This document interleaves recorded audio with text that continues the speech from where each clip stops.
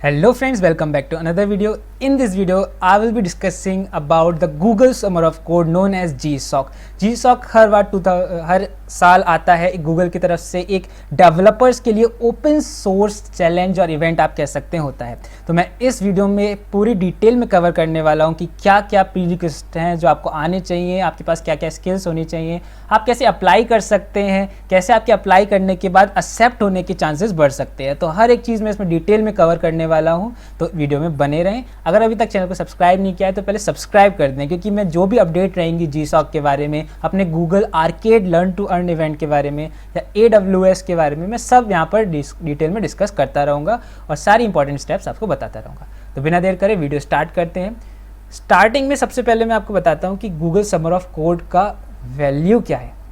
किसी चीज़ में हम पार्टिसिपेट करते हैं तो हमें वैल्यू पता होना चाहिए ना कि हमें क्या क्या फ़ायदा होने वाला है, तभी तो हम अपना टाइम स्पेंड करेंगे उस पर। सबसे मेन फ़ायदा कि अगर आप गूगल समर ऑफ कोड में कंट्रीब्यूट करते हैं तो आपका एक्सपीरियंस बढ़ता ही बढ़ता है। इसके साथ आपको स्टाइपेंड भी मिलता है गूगल की तरफ से अगर आप सिलेक्ट होकर प्रोजेक्ट पे वर्क करते हैं, जो कि बहुत अच्छा खासा स्टाइपेंड देती है गूगल। इसके अलावा आपको सर्टिफिकेट प्रोवाइड किया जाता है। अगर आप इसमें सिलेक्ट होकर सर्टिफिकेट अर्न कर लेते हैं, वो सर्टिफिकेट आप अपने रिज्यूमे में शो करते हैं, तो वो आपके रिज्यूमे को एनहांस कर देता है, काफ़ी ज़्यादा मल्टीपल टाइम्स एनहांसमेंट कर देता है आपके रिज्यूमे को इसका certificate. Now when you show the certificate of the Google GSOC in your resume, the company will see you as a cream. आप जानते होंगे कि मार्केट में क्रीम की अलग वैल्यू होती है।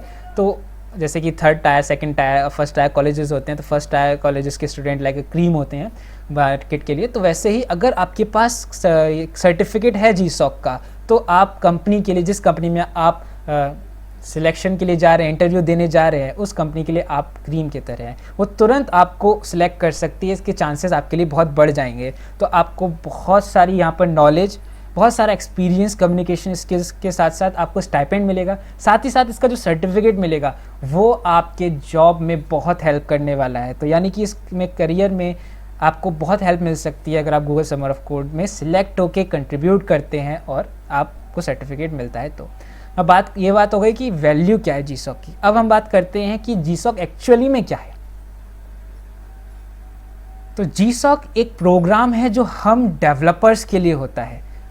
डेवलपर्स क्या करते हैं, अलग अलग सोर्स कोड पे वर्क करते हैं, बग्स फाइंड आउट करते हैं, चेंजेस करते हैं, अलग अलग एक्शंस डालते हैं, चीज़ों को एनहांस करने के लिए अलग अलग फीचर्स डालते हैं, कोड करते हैं। तो यही हम डेवलपर्स का काम होता है। अब कंपनी ऐसे डेवलपर्स को ढूंढ रही होती हैं जो उनके लिए काम करे, ओपन सोर्स प्रोजेक्ट्स पे वर्क करे। सबसे पहले मैं यहाँ पर बता देता हूँ एक छोटा सा कि ओपन सोर्स प्रोजेक्ट होते क्या। कोई भी कंपनी जैसे कि VLC, हमारा मोज़िला फायरफॉक्स, ये VLC ये जो है ओपन सोर्स कंपनी के एग्जांपल दिए मैंने। तो ओपन सोर्स कंपनी अपनी ऐप पे, जैसे VLC की ऐप है, सॉफ्टवेयर है, उसको गिटहब पे पूरे सोर्स कोड को लाइव कर देती हैं, ओपन कर देती हैं। कोई भी डेवलपर आ सकता है, उनसे उस कोड में चेंजेस करने की परमिशन मांगता है, अपना प्रपोजल रखता है कि मुझे लगता है मैं ये इश्यूज रिजॉल्व कर सकता हूँ, ये फीचर एनहांस कर सकता हूँ या नया फीचर ऐड कर सकता हूँ। प्रपोजल रखता है, कंपनी कहती है अच्छा ठीक है, हम आपको चांस देते हैं। उसके बाद हम उनका पूरा एनवायरनमेंट, अपने एनवायरनमेंट पे कॉपी पेस्ट करते हैं, उस पर चेंजेस करते हैं। चेंजेस करने के बाद उनको कहते हैं कि आप इसको देखिए, टेस्ट करिए। इसके बारे में अभी और भी आगे जाऊंगा डिटेल में। तो ये होता है ओपन सोर्स प्रोजेक्ट, जिन पे कोई भी डेवलपर आसानी से काम कर सकता है, आके प्रपोजल रखने के बाद उस सोर्स कोड पे वर्क कर सकता है। तो ऐसे प्रोजेक्ट्स ओपन सोर्स प्रोजेक्ट कहलाते हैं। तो जो ओपन सोर्स कंपनियाँ हैं वो कहती हैं गूगल से कि चलिए गूगल हमें किसी से कनेक्ट कीजिए, डेवलपर्स से कनेक्ट करिए। तो गूगल ने Google summer of code platform निकाला जो हम डेवलपर्स को एक्चुअली ओपन सोर्स कंपनियों के साथ कनेक्ट करता है। ओपन सोर्स कंपनी अपना हमें एक्सपीरियंस देती हैं, अपने ओपन सोर्स प्रोजेक्ट्स पे हमसे वर्क करवाती हैं। इसके बदले गूगल कहता है कि आप इनसे वर्क कराइए, मैं इनको स्टाइपेंड दूंगा। गूगल हमें स्टाइपेंड देता है, ठीक है। नाउ हम बात करते हैं कि इस GSOC में हम पार्टिसिपेट कैसे कर सकते हैं, क्या क्या प्रीरिक्विजिट हैं, कौन कौन सी नॉलेज हमें होनी चाहिए, क्या क्या एक्सपीरियंस होना चाहिए। तो सबसे पहले आपको कोई भी बेसिक लैंग्वेज आनी चाहिए। अगर आपको प्रोग्रामिंग की कोई नॉलेज नहीं है तो ये आपके लिए नहीं है। आपको अच्छी प्रोग्रामिंग लैंग्वेज आनी चाहिए, अच्छी खासी आपके हाथ सेट होना चाहिए। So you must be aware and you must be enhance और skilled in any language. Okay, so language में जैसे जावा है, C++ है, पाइथन है, या कोई भी फ्रेमवर्क लैंग्वेज जो है वो आप सीख सकते हैं। इसके अलावा आपको data structure and algorithm DSA के बारे में अच्छी खासी नॉलेज होनी चाहिए। इतना अगर आपके पास है तो अब आप जो है एक स्टेप आगे बढ़ चुके हैं इस GSOC में पार्टिसिपेट करने के लिए। एक स्टेप और है, आपको गिट एंड गिथअब के बारे में बहुत अच्छी नॉलेज होनी चाहिए, क्योंकि जितना भी पुल, पुश, फॉर्क, जो भी रिक्वेस्ट हैं, जो भी आप चेंजेस करने वाले हैं इनके कोड में, वो आप गिट एंड गिथअब के थ्रू ही करेंगे। अगर गिट एंड गिथअब का आपको नॉलेज नहीं है तो आप नहीं कर सकते, आपको गिट एंड गिथअब आनी ही आनी चाहिए।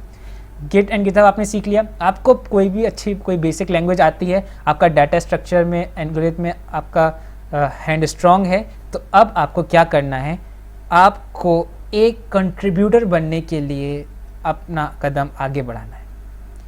GSOC में हम एज अ कंट्रीब्यूटर ही वर्क करते हैं। कंट्रीब्यूटर वंस अगेन वो ओपन सोर्स प्रोजेक्ट में अपने एक्सपीरियंस को कंट्रीब्यूट करता है, ठीक है। तो आपको क्या करना है, आपको कुछ नहीं, सबसे पहले आपको GSOC की ऑफिशियल वेबसाइट पे आना है। GSOC का ऑफिशियल वेबसाइट का लिंक आपको डिस्क्रिप्शन में मिल जाएगा। आपको आने के बाद यहाँ पर क्लिक करना है। क्लिक करने के बाद आपको पास्ट प्रोग्राम्स में जाना है। पास्ट प्रोग्राम्स में आप क्या करेंगे, GSOC में आने वाली कंपनीज़ या जो पहले कंपनीज आ चुकी हैं उनके बारे में कुछ डिटेल्स तो होनी चाहिए कि वो प्रोजेक्ट कैसे शो करते हैं, क्या क्या प्रोजेक्ट्स लाते हैं, उनका वर्क करने का स्टैंडर्ड क्या है, एल्गोरिथम क्या है, वो सब जानने के लिए आपको पास्ट प्रोग्राम्स में आना होगा। स्क्रॉल डाउन करेंगे तो आप देख सकते हैं प्रोग्राम 2016 से चल रहा है, ठीक है। आप कोई भी एक प्रोग्राम को लीजिए, मैं 2021 का प्रोग्राम ओपन कर लेता हूँ। 2021 में आप देख सकते हैं कौन कौन सी कंपनियाँ, ऑर्गेनाइजेशन जो है वो आई थी, उन्होंने पार्टिसिपेट किया था। गूगल इन सारी ऑर्गेनाइजेशन को मेंटर ऑर्गेनाइजेशन कहता है, क्योंकि ये हमें मेंटर करती हैं, तो इसको ये मेंटर ऑर्गेनाइजेशन के नाम से जाना जाता है। आप ऑर्गेनाइजेशन देख सकते हैं, आप देख सकते हैं कि आप कौन से ऑर्गेनाइजेशन में फिट बैठ रहे हैं। अगर ऑर्गेनाइजेशन के बारे में आपको ज़्यादा जानकारी नहीं है तो पहले आप क्या कर सकते हैं, सर्च बार में या तो आप डायरेक्ट अपनी ऑर्गेनाइजेशन सर्च कर लें, या फिर आपको जो टेक्नोलॉजी या लैंग्वेज आती है उसको सर्च कर लें। जैसे कि मैं सर्च कर सकता हूँ जावा, और मैं इस पर हिट एंटर करूँगा तो आप देख सकते हैं जावा से रिलेटेड जितनी भी कंपनी आती है, उनके प्रोजेक्ट्स थे वो यहाँ पर लिस्टेड हो चुके हैं। आप कोई भी एक कंपनी को सिलेक्ट करिए जो आपको अच्छी लग रही है, उनके आइडियाज़ पढ़िए। पहले तो आप सारी कंपनीज़ को देखिए एक बार में, अपनी टेक्नोलॉजीज़ पे बेस्ड उनके आइडियाज़ चेक करिए, उनके प्रोजेक्ट चेक करिए। जैसे आप पहले क्या करेंगे, व्यू 2021 आइडियाज़ लिस्ट पे क्लिक करेंगे, आप उनके सारे आइडियाज़ चेक करेंगे कि आपने क्या, उन्होंने क्या क्या आइडियाज़ प्रपोज किए थे। तो इन्फॉर्मेशन फॉर स्टूडेंट्स मिलेगी, क्या क्या उन्होंने APIs कौन कौन से यूज़ करते हैं, उनका क्या ड्रीम था या क्या उन्होंने फ्यूचरिस्टिक प्लान्स सोच रखी हैं, वो आपको यहाँ से जानने को मिलेंगे, उनका वर्क करने का तरीका पता चलेगा। एक बार आपने इतना कर लिया, आपने ऑर्गेनाइजेशन के बारे में पता लगा लिया, तो आप गिट एंड गिथअब पे जा सकते हैं। अब मैं आपको बता रहा हूँ आप एक कंट्रीब्यूटर कैसे बन सकते हैं। अगर आप पहले से ही कंट्रीब्यूटर हैं, क्योंकि तो आपके लिए बहुत बेनिफिट की बात होगी। आप अगर पहले से कंट्रीब्यूटर हैं तो आपका GSOC में आपका प्रपोजल एक्सेप्ट होने के चांसेस बहुत बढ़ जाएंगे। आपको एक बाकायदा प्रपोजल रखना पड़ता है, अपनी स्किल्स बताते हुए, अपना एक्सपीरियंस बताते हुए, उसके बाद आप GSOC में सिलेक्ट होते हैं। आप पार्टिसिपेट तो कर सकते हैं लेकिन हर कोई सिलेक्ट नहीं होता, ठीक है। तो अब आप कंट्रीब्यूटर कैसे बन सकते हैं, आपने कंपनी के बारे में देख लिया, आइडियाज़ लिस्ट चेक कर लिए, अब आप चाहते हैं कि मैं कुछ अपना स्किल्स इन्हांस करूं, एक्सपीरियंस गेन करूं, तो आप कंट्रीब्यूटर बने पहले, ठीक है। आप कंट्रीब्यूटर कैसे बन सकते हैं, तो आप किसी भी कंपनी, ऑर्गेनाइजेशन जो आपको पसंद आ रही है, जो गूगल में पार्टिसिपेट कर चुकी है, उनके गिथअब रिपोजिटरीज़ में जाएंगे। फॉर एग्जांपल मैं कैट्रोबैट के सर्च करता हूँ, कैट्रोबैट गिथअब, ठीक है। कैट्रोबैट गिथअब रिपोजिटरीज़ में आप जाएंगे, इनकी प्रोफाइल में जाएंगे। प्रोफाइल में जाएंगे, आपको कई सारे ओपन सोर्स प्रोजेक्ट्स यहाँ पर देखने को मिलेंगे। ये सारी इनकी रिपोजिटरीज़ हैं, आप कह सकते हैं प्रोजेक्ट्स हैं जिन पे हम वर्क कर सकते हैं। तो आपको क्या करना है, सिंपली कोई भी प्रोजेक्ट आपको जो पसंद आया वो सर्च कर लीजिए। जैसे एक कैलाबैश एंड्रॉयड है, इसको मैं आपको बताता हूँ, इसमें थोड़ी रिसर्च करिए। तो कैलाबैश एंड्रॉयड आप देख सकते हैं। तो इसमें सबसे पहला इंपॉर्टेंट स्टेप क्या रहता है, किसी भी सोर्स कोड पे कंट्रीब्यूट करने के लिए आपको 2 स्टेप्स चाहिए रहते हैं। पहला, आप उसके बारे में पढ़ेंगे क्या क्या उसमें इश्यूज़ हैं, उसके बाद आप उसके लिए रिक्वेस्ट भेजेंगे डेवलपर को, ओनर को, कि मैं इस इशू पे वर्क कर सकता हूं, तो आप क्या मुझे अलाउ करेंगे। तो जब वो अलाउ कर देते हैं तब आप उनकी पूरे एनवायरनमेंट को कॉपी करते हैं, अपने एनवायरनमेंट, अपने मशीन में कॉपी करते हैं, ताकि वो सोर्स कोड, वो एप्लीकेशन अच्छे से रन हो सके, आप जो भी चेंजेस करना चाहें वो कर सकें। तो ऐसा नहीं है कि आप डायरेक्ट उनकी ओरिजिनल कोड पे चेंजेस करेंगे, ऐसा नहीं होता। आपको पूरा रिपोजिटरी अपने गिटहब प्रोफाइल में क्लोन करनी है, फॉर्क करनी है, चेंजेस करने हैं, अब वो सब एनवायरनमेंट क्रिएट करने के लिए रीडमी फाइल इंपॉर्टेंट होती है। रीडमी फाइल आपको बताती है कि आपको पूरा क्या क्या इसमें कौन कौन से लाइब्रेरीज चाहिए होंगी, कौन कौन से मॉड्यूल्स चाहिए होंगे, क्या क्या आपको सेटअप करना होगा पूरे इस कोड को रन करने के लिए। तो रीडमी फाइल इस तरीके से हेल्प करती है आपको एनवायरनमेंट सेट करने में। आपने एनवायरनमेंट सेट कर लिया, आपने जो जो चेंजेस करने थे वो चेंजेस कर लिए, उसके बाद आप पुल रिक्वेस्ट भेजते हैं टेस्ट परफॉर्म करने के बाद कि देखिए ये टेस्ट मैंने क्रिएट करे हैं, ये जो मैंने फीचर डाले हैं आप इन टेस्ट से सर्च कर देख सकते हैं कि कितने एनहांस कर रहे हैं इसको, आपकी सोर्स कोड को या आपकी एप्लीकेशन या सॉफ्टवेयर को। तो इस तरीके से आप पुल रिक्वेस्ट भेजते हैं, डेवलपर्स को पसंद आती है, ओरिजिनल जो ओनर्स होते हैं उनको पसंद आती है, तो आपकी पुल रिक्वेस्ट को एक्सेप्ट करके मर्ज कर लेते हैं अपने सोर्स कोड में और आप कंट्रीब्यूटर बन जाते हैं। अब बात आती है कि आपको कैसे पता चलेगा कि इस एप्लीकेशन में क्या क्या फीचर्स ऐड हो सकते हैं, क्या क्या इश्यूज़ हैं। तो आपको एक दिखाता हूँ मैं आपको एक रिपोजिटरी, हमारे पास वेब पैक करके एक रिपोजिटरी है, वेब पैक गिटहब पे आप जाएंगे, आप भी एक्सेस कर सकते हैं, बस सर्च करिए आप देख सकते हैं।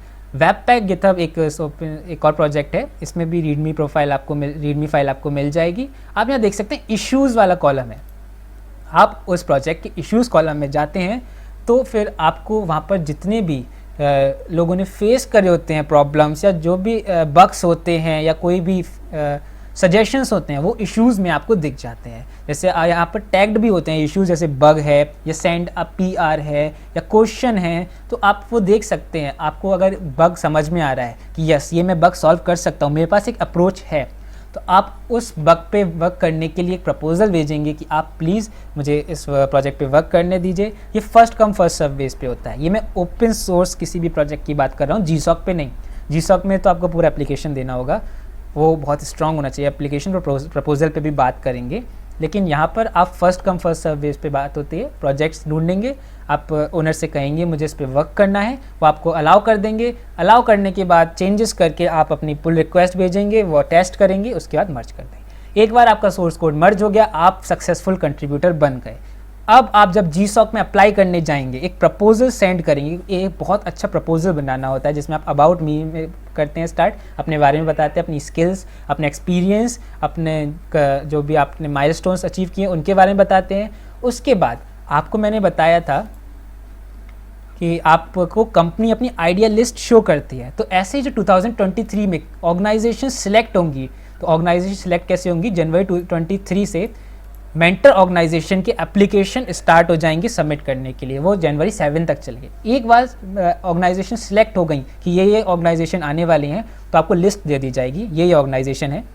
उसके बाद ऑर्गेनाइजेशन अपने अपने प्रोजेक्ट आइडिया शो करते हैं। आपको 1 मंथ का टाइम मिलता है उनके प्रोजेक्ट आइडिया को देखने का, आप उस पर सोचने का, उस पर जो भी आपको स्ट्रेटेजी बनानी है उसको बनाने का। 1 मंथ तक आप पूरा उसको ओवरव्यू लेते हैं, अच्छे से डिटेल में आप डिस्कशन करते हैं, अपनी स्ट्रेटेजी प्रिपेयर करते हैं, डिटेल में आपने एनालाइज कर लिया।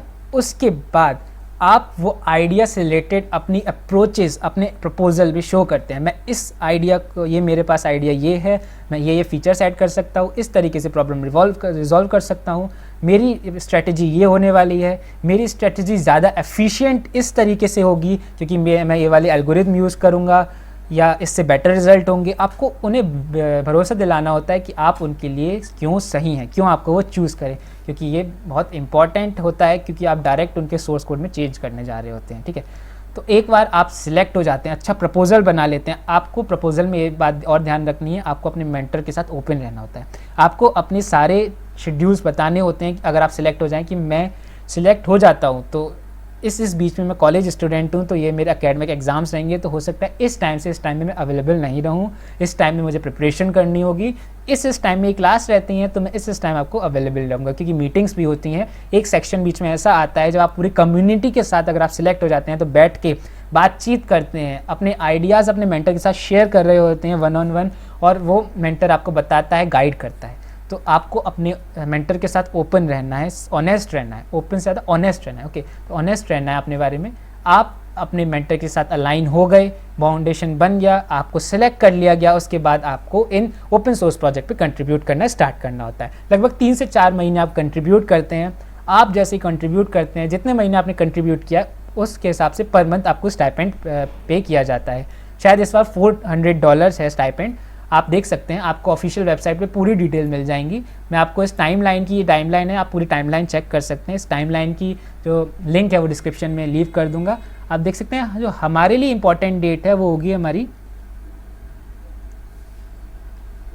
February 27, क्योंकि February 27 से potential GSOC contributor discuss application idea will be mentoring organisation. तो हम अपने आइडियाज़ पे मेंटर ऑर्गेनाइजेशन से वर्क कर सकते हैं, वो बात कर सकते हैं, अपने आइडियाज़ शेयर कर सकते हैं। तो हाँ, फरवरी आपके लिए इंपॉर्टेंट हो सकती है, तो ध्यान रखिएगा। उसके अलावा मैंने सारी चीज़ें डिस्कस कर ली हैं। अगर आपने GSOC में अच्छे से कंट्रीब्यूट कर लिया, सिलेक्ट हो गए और आपको सर्टिफिकेट मिल गया, तो एक बहुत बड़ा अचीवमेंट आपने हासिल कर लिया है। तो ये सारी डिटेल्स थी, जितनी भी मेरे पास नॉलेज थी मैंने आपको बता दी है। अगेन इस वीडियो का मोटिव था कि मैं आपको बताऊं कि इस GSOC का वर्क क्या है, क्या वैल्यू है, कैसे आप इसमें पार्टिसिपेट कर सकते हैं, क्या क्या प्रीरिक्विजिट हैं, वो सब मैंने आपको बता दिया है। उसके बाद अब जैसे जैसे प्रोग्राम स्टार्ट होगा, नई नई अपडेट्स आएंगी, इंपॉर्टेंट अपडेट्स आएंगी, वो मैं अपने चैनल पे आपको सब बताता रहूँगा डिटेल में। वीडियो लेंथी हो गई है, उसके लिए सॉरी, लेकिन ये इंपॉर्टेंट था तो सब कुछ कवर करना। और हाँ, तो अगर आपने सब्सक्राइब नहीं किया है चैनल को तो सब्सक्राइब ज़रूर कर लें, क्योंकि मैं सारी अपडेट्स अपने चैनल पर डालता रहूँगा। ना ही सिर्फ GSOC के बारे में, बल्कि जो गूगल आर्केड इवेंट चल रहा है उसके बारे में आपको प्रॉपर अपडेट आप देख सकते हैं, मेरे चैनल पे अपलोडेड हो चुकी हैं। AWS का प्रोग्राम आएगा, उस पर भी मैं आपको अपडेट करता रहूँगा। तो आप सब्सक्राइब करके रखिए चैनल को। अगर वीडियो पसंद आई तो लाइक करें, कोई भी क्वेरी हो तो कमेंट बॉक्स में ज़रूर पूछ सकते हैं, या टेलीग्राम ग्रुप को ज्वाइन करके वहाँ डायरेक्ट मुझे पिंग कर सकते हैं। तो इस वीडियो के लिए इतना ही। सारे इंपॉर्टेंट लिंक जो आपको डिस्क्रिप्शन बॉक्स में मिल रहे होंगे। तो वीडियो में बने रहने के लिए thank you very much. Good bye.